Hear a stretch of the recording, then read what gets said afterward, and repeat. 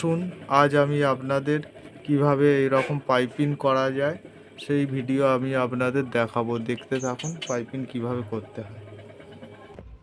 এই আমি পাইপিং তৈরি করে নিয়েছি। এরকম বাজারে কিনতেও পাওয়া যায়, আপনারা চাইলে কিনেও নিতে পারেন। আমার ভিডিওতে পাইপিং কিভাবে করতে হয় সেটা দেখানো আছে দড়ি দিয়ে। এবার এই দেখুন সোজা দিকে আমরা এইভাবে পাইপিংটাকে বসাবো কাপড়ের সামনে দিয়ে।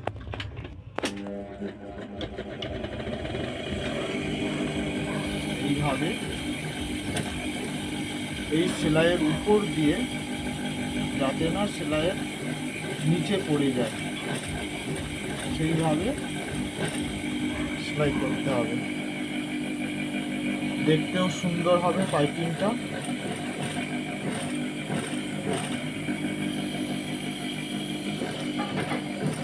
এইভাবে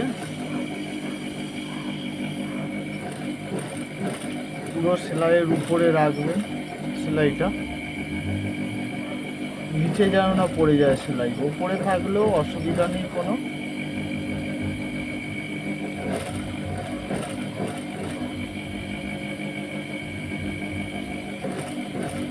এইভাবে পুরোটা আমি টেনে নিলাম, এভাবে দিলাম। এবার আমি এর সোজা দিক এবং এর সোজা দিক নিয়ে এইভাবে আমরা উল্টে নেব। উল্টে নিয়ে দেখুন এই সেলাইটা আছে, এই সেলাইয়ের উপর দিয়ে আমাকে সেলাই দিতে হবে। এই সেলাইয়ের উপর দিয়ে ধরে ধরে সেলাই নিয়ে যেতে হবে। সুন্দর পাইপিং দিতে হলে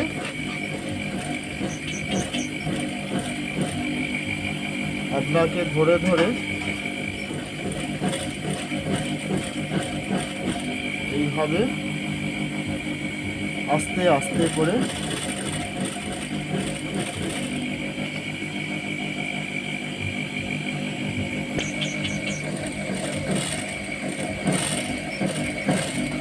এইভাবে সেলাইয়ের উপরে সেলাই দেবেন। দেখুন উল্টো দিকে আবার উল্টালে এই দেখুন এই আমাদের